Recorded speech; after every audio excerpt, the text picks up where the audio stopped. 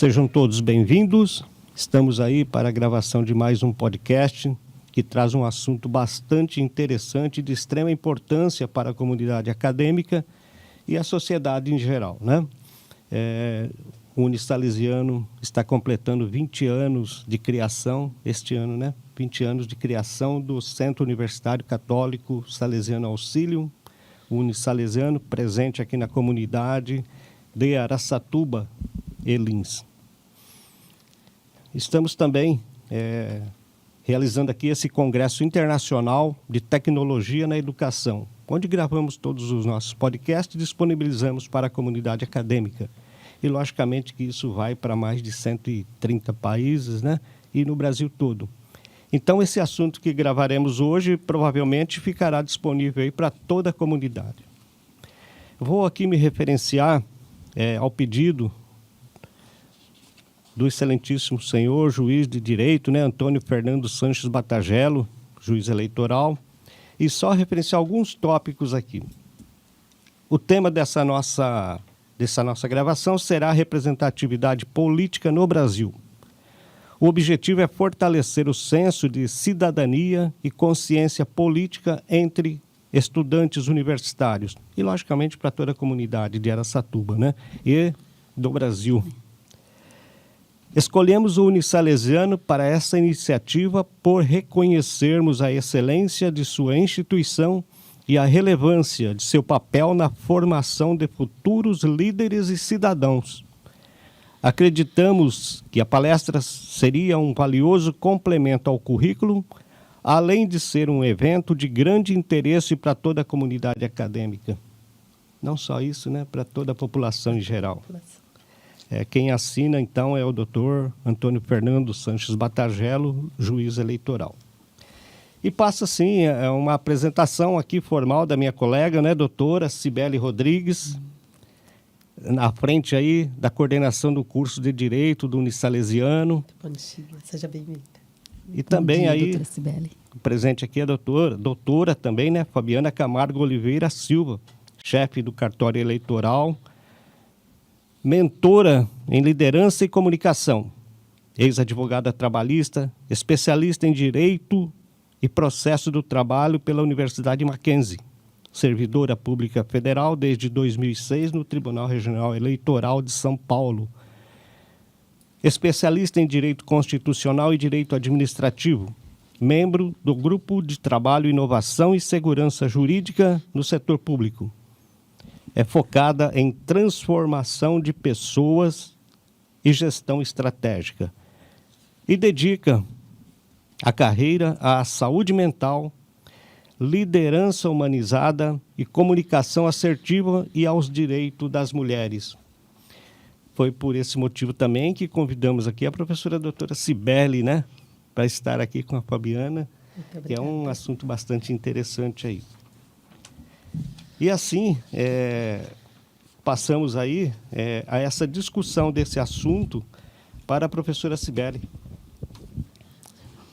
Olá, seja muito bem-vinda. É um prazer recebê-la aqui em nossa instituição, em nossa casa. Professor, olá, muito obrigada pelo convite. Acho que é a primeira gravação nossa, né, juntos. A gente grava juntos, Olha, uma satisfação imensa também participar. Muito obrigada pelo convite. Para nós também. E eu, que fui convidada aqui também como mulher, né, para representar, desde já tenho que fazer minhas considerações com a carreira incrível que a doutora Fabiana tem traçado, né? Então, hoje nós vamos bater um papo brevemente aqui, porque a história é longa, né? O trajeto, a construção de uma carreira, ela demanda muito trabalho, quebrar muitas barreiras, e a doutora tem vindo construindo isso assim de maneira invejável. Então, considero de novo aqui que é uma satisfação para mim poder participar hoje contigo, tá bom? Seja muito bem-vinda. E eu queria que a doutora falasse um pouquinho, né, para eu parar aqui de falar, sobre a jornada da doutora, a jornada não só na carreira, né, mas a vida em si, a família, né, que a doutora veio trazendo até aqui. Bom dia, professor Nelson. Bom dia, doutora Cibele. É um prazer estar nessa mesa, dividindo esse espaço com vocês. Primeiramente, gostaria de parabenizar a instituição, a Unisalesiano, pelos 20 anos de um excelente trabalho, uma excelente visibilidade e uma transformação na vida de muitas pessoas.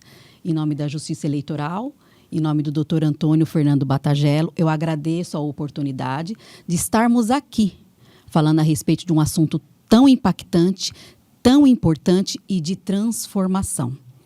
Como a doutora Cibele disse, a minha trajetória marcou toda uma transformação de uma família, de uma comunidade e trouxe inspiração. Então, quando eu falo que em 77 nasceu essa menina na periferia de São Paulo, no extremo sul de São Paulo, numa região tão difícil, entre ali Piraporinha, Jardim Ângela, Capão Redondo, que muitos conhecem pelos altos índices da criminalidade, eu me vi numa situação que aqui seria o meu lugar, que aqui seria o meu futuro. Porém, eu percebi que eu precisava de mais, que eu não queria ficar naquele lugar. E a única coisa que eu guardo e eu tenho dos meus pais é o seguinte: eu não tenho como te dar um lugar melhor, mas a educação tem.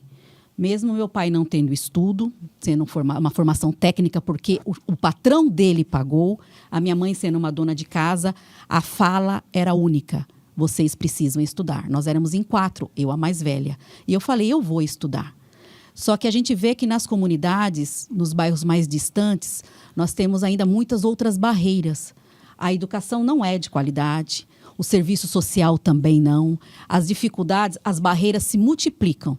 Então, até para fazer o ensino médio, eu não poderia ficar no mesmo bairro, porque ali já estava uma criminalidade muito forte, ali já estava um tráfico muito forte, nós já tinha aquela influência de pessoas com baixos índices de interesse social. Então, eu precisava ir até para um bairro melhor para poder fazer o ensino médio. Então, até isso, eu tive que conversar com meus pais para poder ter a condição de pagar uma condução, que antigamente era um passe. Eu perguntei para o meu pai se ele tinha condições de pagar o passe para eu poder estudar o ensino médio, porque eu já queria construir uma carreira diferente. Então, tendo essa oportunidade de ir para um bairro melhor, eu ter que estudar em outro bairro, mas aí a necessidade de fazer uma faculdade. A faculdade pública, longe. Nós tínhamos já faculdade pública era só para rico. E a particular, como é que paga? Meu pai falou, pagar eu não posso. Então, já com 15 para 16 anos, eu já tinha carteira assinada. Eu comecei a trabalhar, porque eu queria fazer faculdade. E trabalhando, a minha chefe já viu, Fabiana, você precisa estudar. Você é uma menina que tem futuro. Eu vou pagar a sua faculdade. Pensa numa pessoa que estudou que nem uma desesperada, porque eu precisava aproveitar aquela oportunidade. E eu tinha que estudar próximo ao trabalho, porque senão eu teria que pegar um outro ônibus que eu não tinha condições. E eu tive a sorte de ter uma faculdade de Direito a 3 quadras do meu trabalho. Então, eu trabalhava durante o dia, eu fazia o ensino médio à noite, e quando eu voltava, eu estudava, porque eu estou falando de 95. Nós tínhamos que estudar para passar numa faculdade particular. Exato. E eu consegui passar nessa faculdade de Direito, e eu tive o meu curso pago pela minha chefe. Então, a empresa me deu essa oportunidade. E depois tinha que passar na OAB. Como que a gente passa na OAB? Tem que fazer cursinho, eu não tinha condições. Então, vamos novamente estudar. Então, são barreiras, professor Nelson, doutora Cibele, que só quem vive sabe qual é o peso de você ter que agarrar com todas as garras aquela oportunidade. E eu precisava passar na OAB. Então, estudando muito, a gente sabe, a doutora está aqui, sabe que a OAB é uma instituição, é um programa difícil, que a gente precisa de muita dedicação, de muita preparação, mas eu tinha tanta fé em Deus que eu precisava agarrar aquela oportunidade, eu pedia tanto a Deus que eu precisava passar naquela OAB, que eu passei na primeira. Eu consegui passar na primeira OAB. É. Então, eu não digo isso como mérito meu, mas sim por um esforço assim, desacerbado, que eu posso falar que não era normal, mas eu acredito que em todos os momentos não tenho certeza que Deus viu que eu precisava agarrar aquela oportunidade.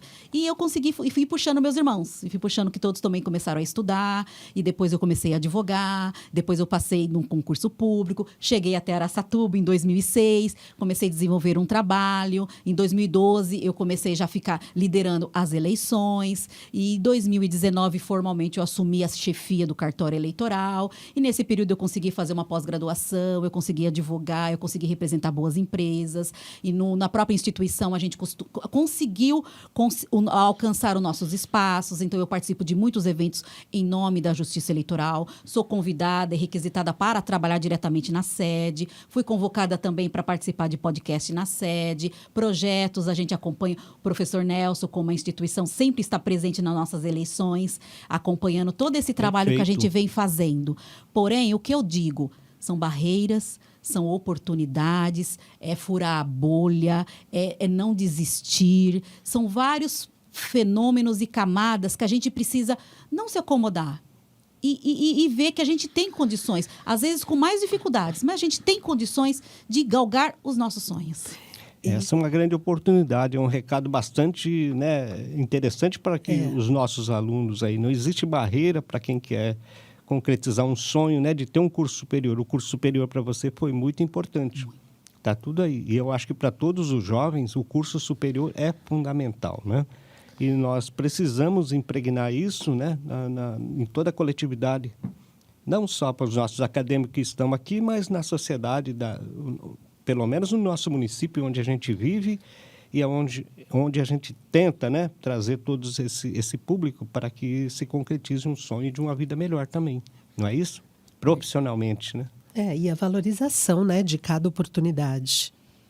Isso é fundamental, né? Porque é uma trajetória que, como de muitos da sociedade, né, que não é fácil, mas é possível. Porque depende de Deus e de você para que isso seja possível, né? Para que torne possível. Tá aí uma história de sucesso, né? De superação. Parabéns. E acho que dentro dessa representatividade também, a importância dela para a doutora, né? Também eu acho que tem que ser pontuada. Nós estamos agora, né, nos aproximando das eleições para 2026.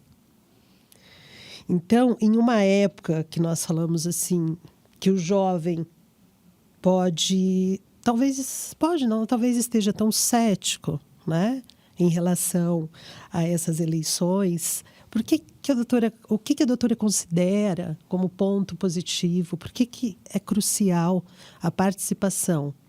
Nós falamos dessa representatividade, mas eu, por exemplo, que fiz o meu doutorado na USP em Direito Público, falei sobre voto, inclusive.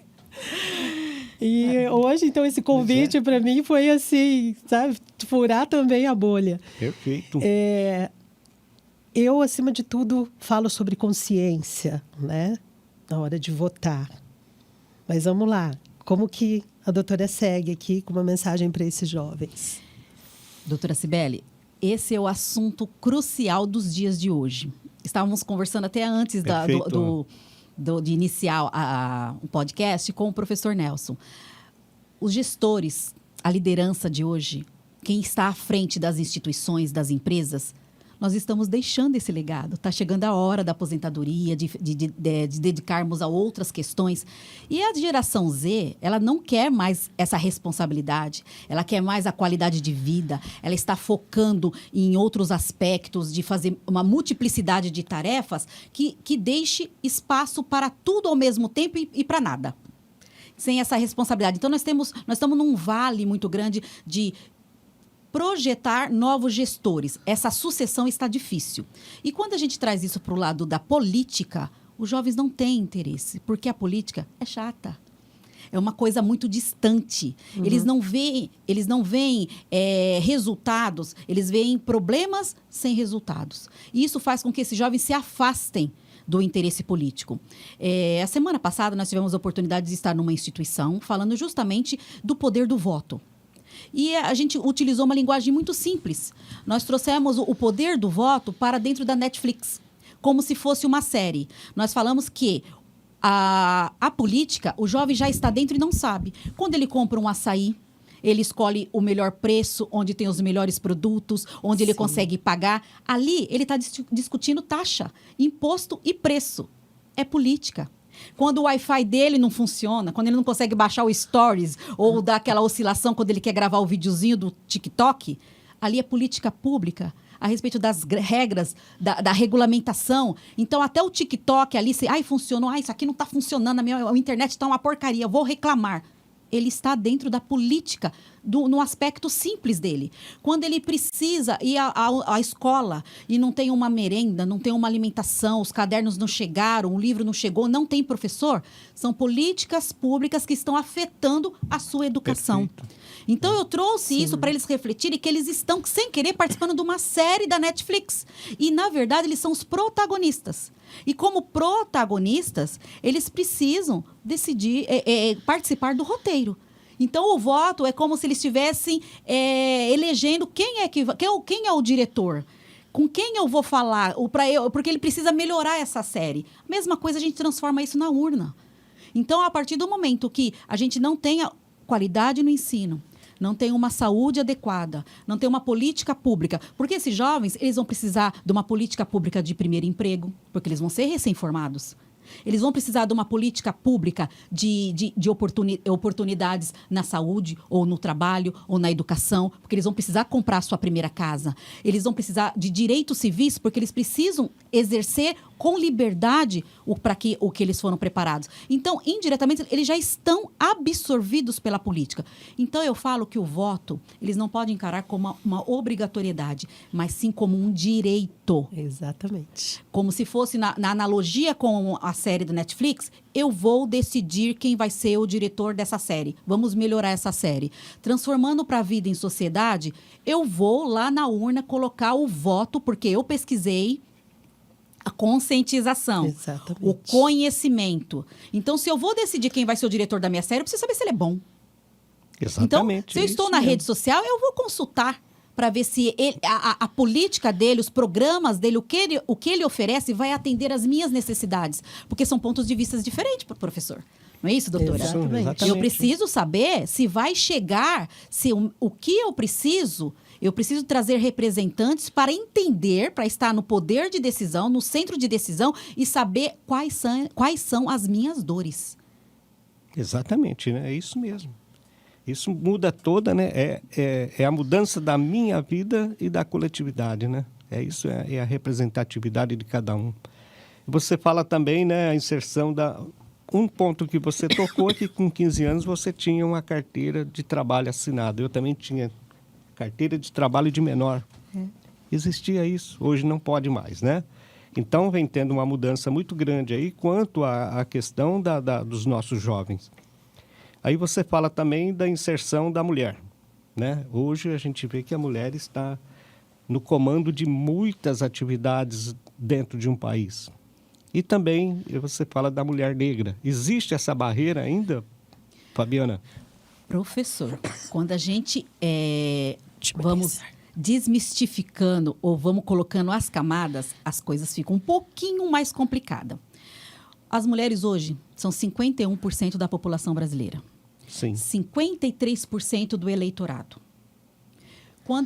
As mulheres negras são 57 milhões entre pretas e são mais ou menos 47 milhões de pardas e 10 milhões de mulheres pretas.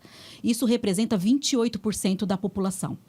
Se a gente levar isso para as eleições de 2024, a cada 26 mulheres eleitas, apenas uma foi eleita.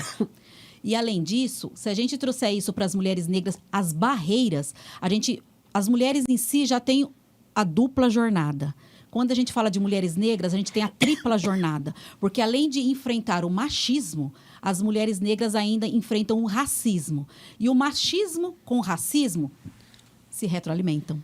Então, são questões que, quando a gente leva isso para a política, as mulheres negras as mulheres já têm dificuldades em ter a sua representatividade, de ter a sua visibilidade, de participar dos programas, mesmo tendo uma legislação que está avançando em relação aos direitos das mulheres. Mas quando a gente transforma isso em camadas, em gênero, em raça, a dificuldade das mulheres negras são bem maiores. Essa dificuldade é questão do eleitor. Por parte do eleitor. E também dos partidos. Porque os partidos ainda, predominantemente, eles são liderados por homens.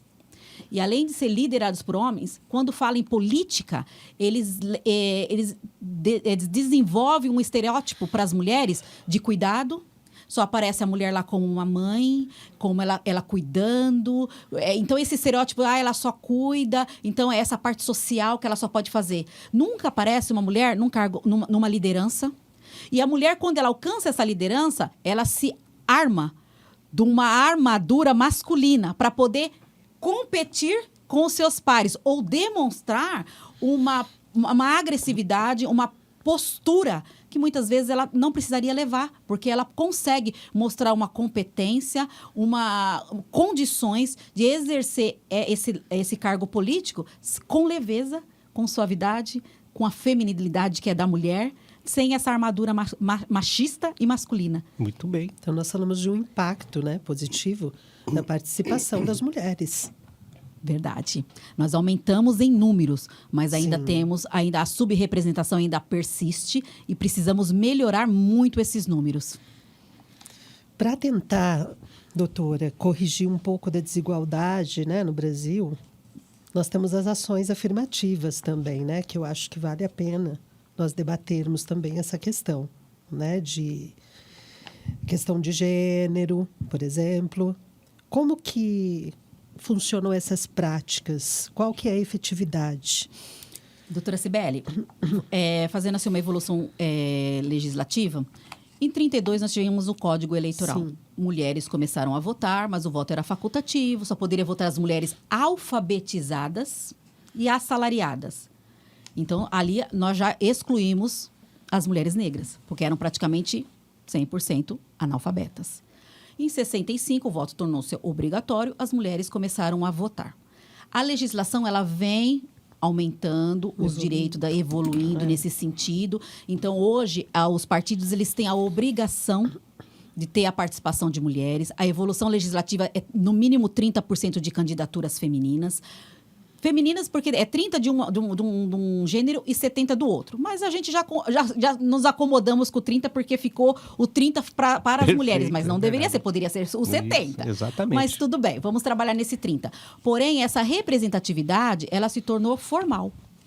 Porque mesmo tendo essa evolução legislativa, porque a gente tem os 30% por evolução da legislativa e de entendimento jurisprudencial, tanto do STF como do TSE, nós temos os 30% do fundo partidário, do financiamento de campanha. Nas campanhas partidárias, tem que ter a participação feminina, tem um mínimo legal para poder obedecer. Na propaganda eleitoral, os partidos precisam também obedecer os 30% na propaganda, os 30% no fundo partidário. E o que acontece? Nós temos essa questão quantitativa, mas qualitativa não. Porque os partidos, eles não estão desenvolvendo a candidatura feminina. A candidatura feminina, por mais que nós evoluímos na parte de regulamentação, a normatização está indo muito bem. Hoje nós temos isso praticamente na Constituição. Nós tivemos mudanças nas leis eleitorais em 2009, nós tivemos mudanças em leis em 2021. Hoje existe o crime de violência política contra a mulher, desde 2021. Então, esses órgãos vêm trabalhando essa evolução. Porém, ainda nós precisamos melhorar essa evolução formal para uma evolução material. Mas nós estamos a caminho. E a gente fala aqui, né, nesse momento, nós falamos para diversos públicos dentro da instituição, dentro do Unisalesiano, que são a área de exatas, áreas sociais, a área da saúde também, né? E outras áreas de conhecimento. E, assim, o que nós estamos ouvindo e o que você pode, né, dizer para esse nosso público, o que os inspira através da sua história de vida e que conselhos você daria, né, para esse público que sonha com espaços de liderança para o desenvolvimento do nosso país, né? Eu faço um trabalho junto às redes sociais de liderança e comunicação. Porque eu entendo que as mulheres precisam, sim, ocupar os cargos de liderança, porque nós temos competência e podemos nos preparar para isso. E muitas já são competentes, mas não conseguem essa visibilidade. E a comunicação é uma questão que a gente se comunica antes de abrir a boca, antes da nossa voz. Então, é um trabalho que eu gosto de fazer e de inspirar mulheres e motivar.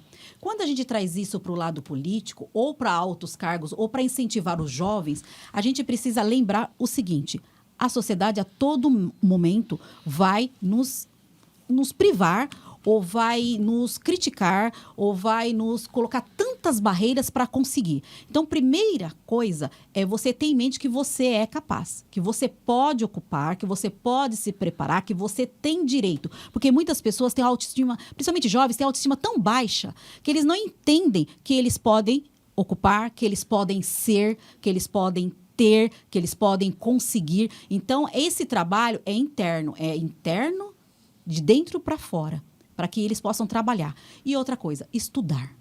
A educação é a porta para que a gente possa estudar muito. A gente precisa mostrar um diferencial. Uns com uma camada mais leve, um ponto de partida mais tranquilo, outro com um ponto de partida mais dificultoso ou mais distante, mas também é possível. Então, o estudo é uma coisa que ninguém nos tira. Não é isso, doutora? Não é isso, professor? Perfeito. Precisamos nos preparar. Porém, trazendo as interseccionalidades, eu entendo o seguinte: precisamos também de oportunidades. Aí que entram as políticas públicas. Perfeito. E sobre essas políticas públicas, né, o que a doutora tem a falar quanto a essa evolução hoje para a inserção do jovem? A gente volta na pauta, a gente precisa da representatividade. Exato. Porque na Câmara Municipal, na Câmara hoje, a Câmara dos Deputados, nós temos ali 18% de mulheres. Então, tem pautas femininas que não têm a mesma prioridade como outras pautas. No Senado, nós temos por volta de 19% de bancada feminina. É muito baixo. Muito baixo. Porque os parlamentos, a média dos parlamentos mundiais do mundo é 26. Então, nós estamos ali por volta de 18 a 19. A média. Temos um país, por exemplo, o México, que 50% do parlamento é feminino. Aí sim, as pautas femininas, elas têm um equilíbrio com as outras pautas.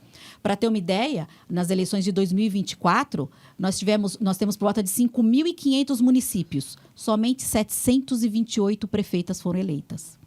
Como que pautas para gerar proporcionalidade, gerar questões de pautas das mulheres, podem, com um número tão baixo de prefeitas. E 78 municípios no estado de São Paulo não tiveram nenhuma vereadora eleita. Então, para levar pautas com proporcionalidade, com pautas femininas, porque nós temos altos índices.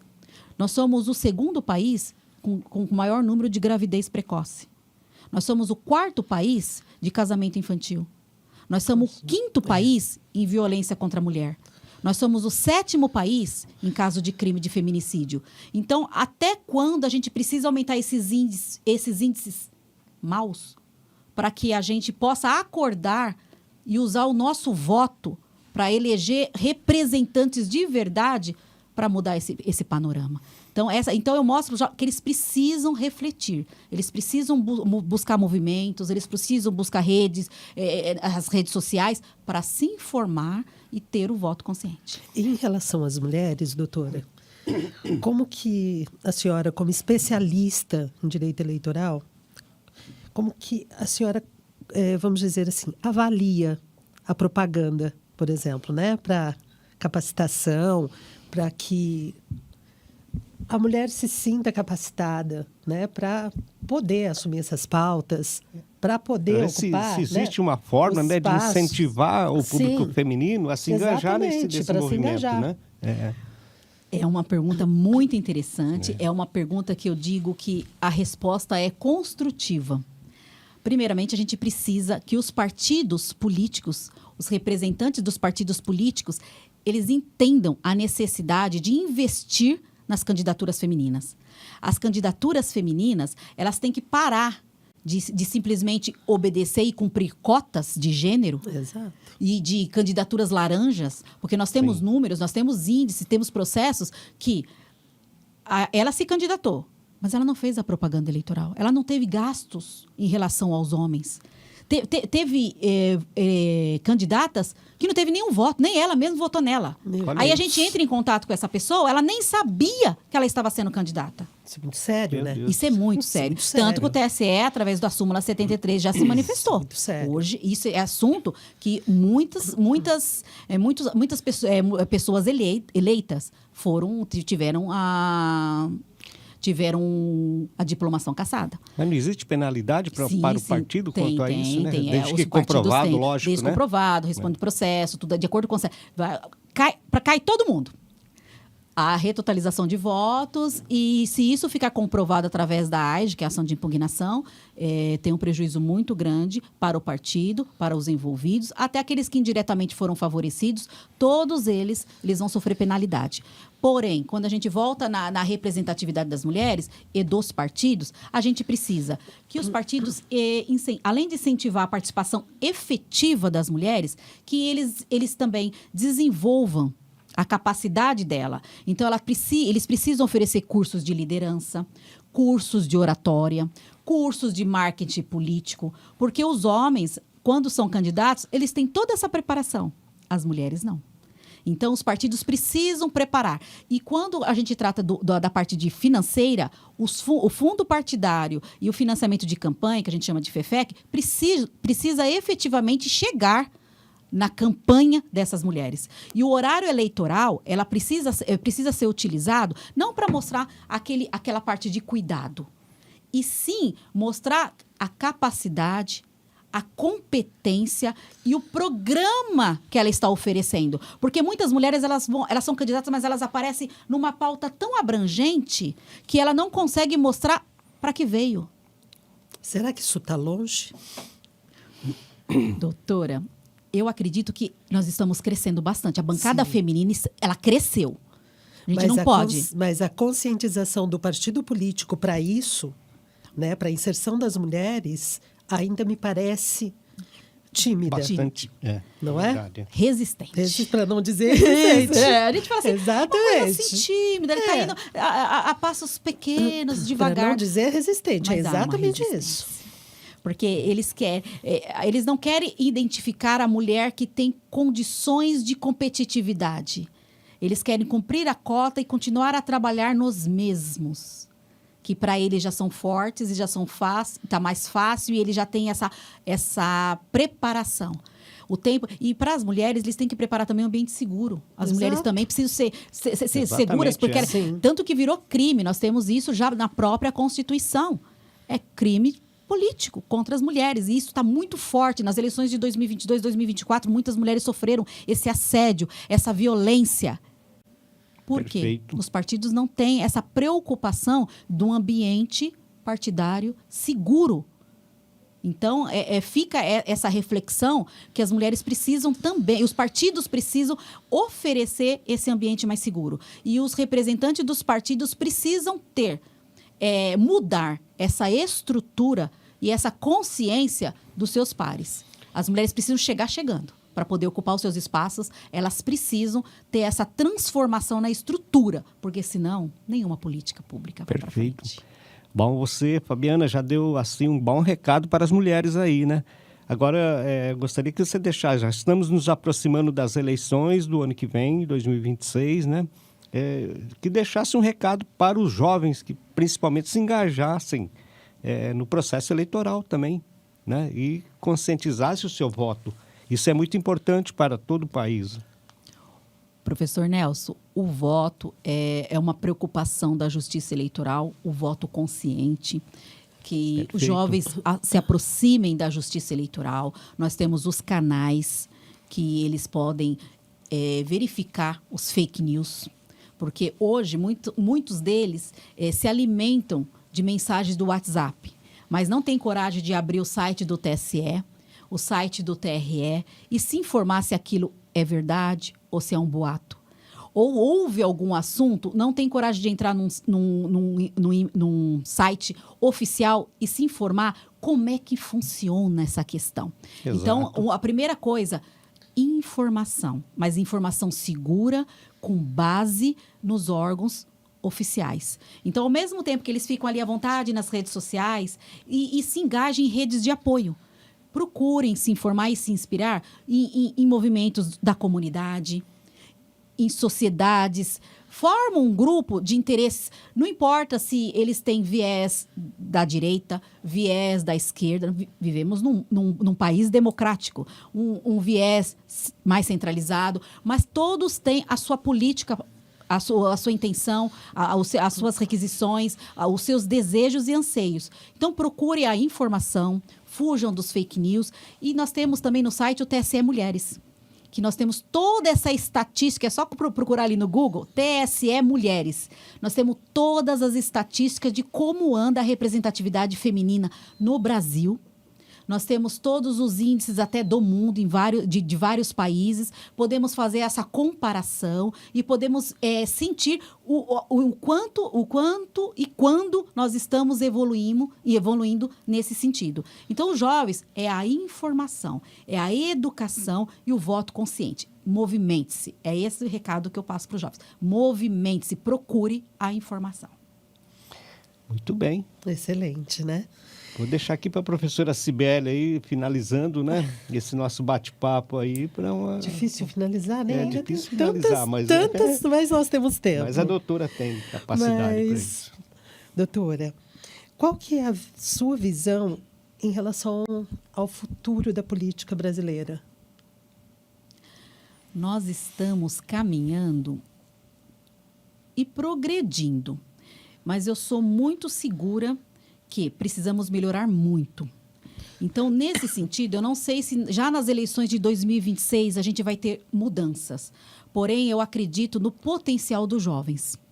Eu acredito nas redes sociais. Eu acredito no trabalho que nós estamos fazendo nesse momento. A doutora tirou um tempinho para a gente conversar desse assunto tão importante.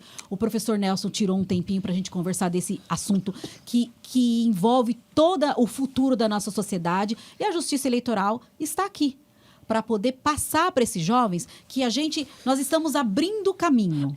Mas o futuro são eles que vão construir. Então, eles precisam ter a consciência hoje para que nós possamos colher o futuro, porque eles serão nossos representantes da nossa aposentadoria. Exatamente. Então, a gente está aqui junto com eles, trabalhando essa conscientização, essa reflexão, esse trabalho de informação, para que lá na frente nós possamos usufruir e estar contentes que nós cumprimos a nossa missão, o recado foi dado, e a gente buscar um mundo muito mais proporcional, com pautas muito mais diversas, com mais inclusão, com mais diversidade, porque onde a gente tem diversidade, as discussões ficam mais ricas. E a sociedade em si se vê representada nesses centros de decisão. Agora, quando a sociedade está distante dos representantes, aí vem o ceticismo, porque a gente tem desinteresse, porque aqueles representantes não me representam. Eles não sabem nem de onde eu vim e nem o que eu preciso. Então, esse trabalho de aproximação é a consciência dos jovens de hoje. Muito obrigada. Em nome do Unisalesiano, a gente tem a agradecer, né, a sua presença aqui, doutora Fabiana, né, já uma companheira de longa data aí nessas eleições, né, a gente tem um compromisso aí de participar também, que é um trabalho de cidadania, né, com os alunos. Agradecer o convite aí, a professora Cibele compareceu, em especial ao doutor Antônio Fernando Batagello, que nos proporcionou aí esse assunto de grande importância para todos, né? E fica aí para que você finalize o nosso bate-papo. Foi muito rico, muito profundo essas reflexões, essa oportunidade. Em nome da Justiça Eleitoral, eu agradeço. E temos muitos assuntos, doutora. Se a gente for descer nessas camadas, a gente vai chegar com uma profundidade muito memorável. Professor Nelson, também agradeço essa essa colaboração, essa parceria de tantos anos. O Unisalesiano faz um trabalho magnífico junto à Justiça Eleitoral há anos. Eu cheguei em 2006, a Unisalesiano já estava instalada como uma parceira em todos os aspectos, ajudando a gente levar aos locais de votação um lugar amplo, um lugar assertivo, um lugar de inclusão, na totalização dos votos, os salesianos sempre presentes, os alunos da engenharia, enfim, a gente só tem a agradecer que essa parceria só tem a construir um futuro e engajar esses jovens nesses movimentos, nesses projetos e o interesse de trabalhar no coletivo, sair do individualismo, do egocentrismo e saber que a gente precisa trabalhar no plural. Perfeito. Exatamente. Então é isso. Então eu só tenho a agradecer. Muito obrigada. Nós que agradecemos. Prazer. As próximas eleições nós vamos pedir até aqui uma colaboração da professora Cibele aqui para já faz parte do time. Já estou vendo a professora Cibele trabalhando nesses temas conosco, os alunos de direito, os alunos de direitos envolvidos e essa reflexão ser levada a várias camadas, a vários nichos e que os alunos também se sintam representados junto à Justiça Eleitoral. Com certeza, vai ser um prazer compor o time. Muito obrigada. Muito obrigado. Muito obrigada.